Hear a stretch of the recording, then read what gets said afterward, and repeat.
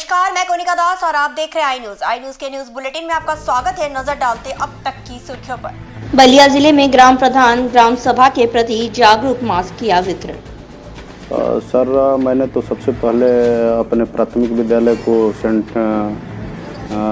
बनाया, quarantine centre, और उसमें जो भी बाहर से लोग आते थे वहाँ रख के, और उनको डॉक्टर द्वारा। कितने दिन के लिए उनको रखते थे? उनको तो जैसे मैं कुछ ही दिन रखा, कुछ समय केवल।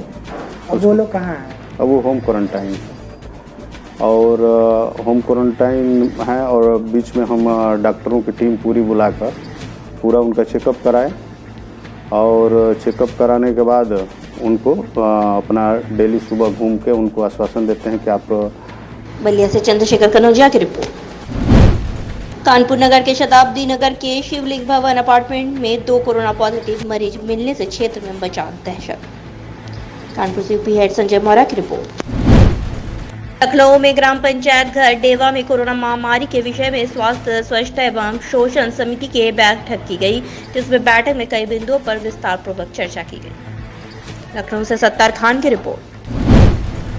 लखनऊ के हजरतगंज महिला थाने का चार्ज संभाला रंजना सजान ने। लखनऊ से सत्तार खान की रिपोर्ट। कानपुर के चौबेपुर थाना के अंतर्गत कल्याणपुर रोड में आमने सामने हुई टक्कर, जिसमें एक ट्रक वाली की हुई दर्दनाक मौत। कानपुर से कैमरामैन रवि खेतानी के साथ ब्यूरो शिवन के ठाकुर की रिपोर्ट। झारखंड में पत्थरों की अवैध उत्खनन से पर्यावरण संरक्षण पर हो रही भारी मात्रा में क्षति, पूरी तरह से विभाग मौन।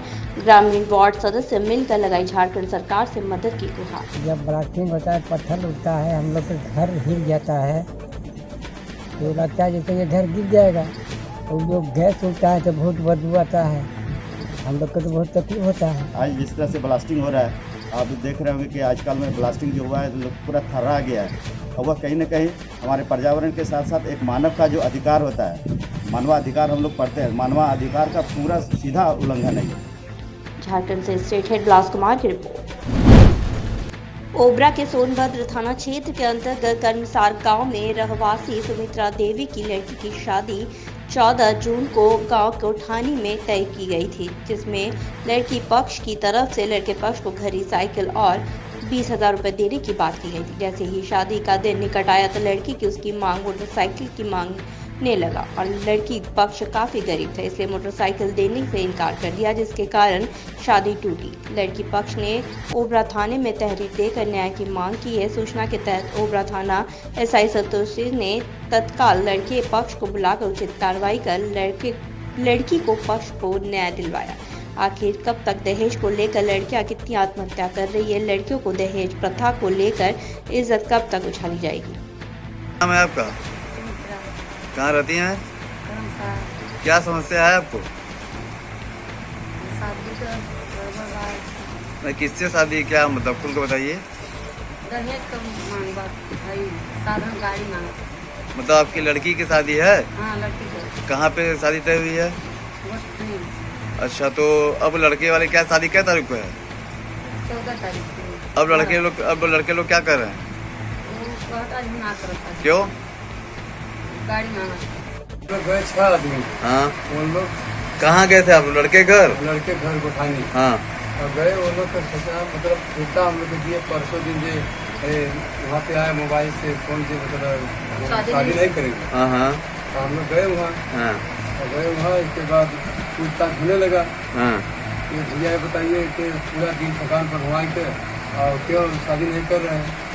तो बोल रहा है कि हमको साधन चाहेगा, गाड़ी चाहेगा हमको। अच्छा, ये गाड़ी से हम शादी नहीं करेंगे। पहले क्या देने की बात हुई थी?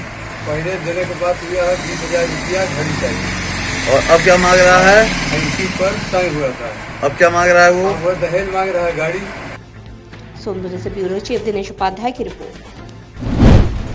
फिरोजाबाद में तालाब की जमीन पर गांव के लोग अवैध कब्जा कर रहे हैं। ऐसा ही मामला ग्राम के नगला खैताना का पुत्र का मामला सामने आया है, जहां कि मुंशीलाल वाल्मीकि ये दोनों लोग दबंग से गांव के तालाब की जमीन पर अवैध रूप से कब्जा कर रहे हैं। फिरोजाबाद से ब्यूरो चीफ नैमीचंद्र की रिपोर्ट।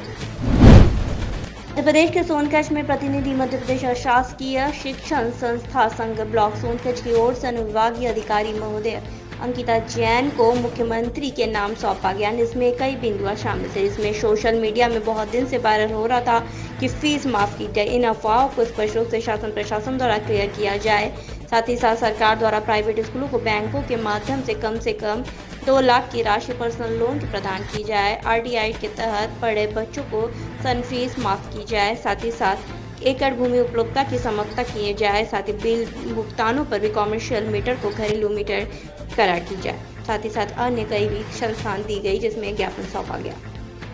माध्यम से आज माननीय मुख्यमंत्री महोदय को पूरे मध्य प्रदेश में आज एक साथ सभी जगह ज्ञापन दिया जा रहा है। विशेष करके हमारी मांग यही है कि हम लोगों की जो 17, 18, 19 की जो RTI की जो फीस की राशि है, जो अभी तक प्राप्त नहीं हुई है, राशि भी प्राप्त नहीं हो रही है। साथ में पालक लोग भी हमें फीस का भुगतान नहीं कर रहे हैं। इस वजह से सभी अशासकीय स्कूलों में आर्थिक स्थिति कमज़ोर हो रही है। बिजली का बिल हमें भरना पड़ रहा है, हमें गाड़ी का किराया गाड़ी की जो हमें किस्त है उसे भुगतान किया जाना पड़ रहा है, कर्मचारी उनको भी देना पड़ रहा है। तो इस वजह से हमारी आर्थिक स्थिति बहुत कमज़ोर हो रही है। इसलिए हम प्रशासन से मांग करते हैं कि हमारी जो मांगे हैं उनका तुरंत निराकरण किया जाए। नाराखेड़ी से कैलाश जोशी की रिपोर्ट। देश के देवास में कांग्रेस ने मुख्यमंत्री शिवराज सिंह चौहान और प्रधानमंत्री नरेंद्र मोदी पर निशाना साधा है। कांग्रेस का कहना है कि मुख्यमंत्री का एक ऑडियो वायरल हो रहा है, जिसमें वो कह रहे हैं कि मध्य प्रदेश की कांग्रेस सरकार को गिराने के लिए भाजपा के केंद्रीय नेतृत्व में से आदेश मिला था। इसके बाद प्रदेश कांग्रेस ने ट्वीट किया कि मोदी जी अपने लोकतंत्र की हत्या की है या आपके CM आदित्यनाथ लफाजी कर रहे हैं। बताया जा रहा है कि वायरल ऑडियो इंदौर की रेजिडेंसी का है। यहाँ शिवराज सामवेर के कार्यकर्ताओं को संबोधित कर रहे थे। उसके साथ ही पूर्व मंत्री तुलसी सिलावट भी मौजूद थे। तुलसी शिवराज कैबिनेट में मंत्री है। इस वायरल ऑडियो का सत्यता की पुष्टि भी अभी नहीं हो पाई है।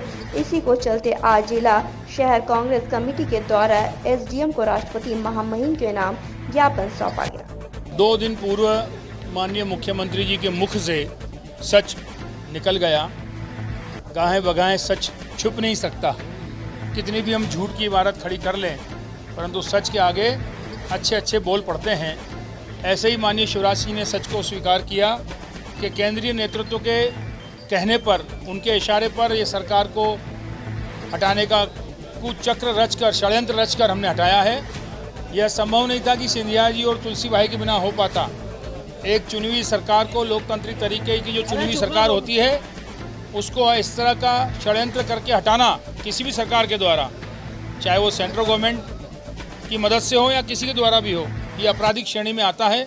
मध्य प्रदेश स्टेट है सुनील कुमार श्रीवास्तव की रिपोर्ट। अब तक के लिए बस इतना ही। बने रहिए आई न्यूज़ के साथ, हर खबर पर पहली नजर।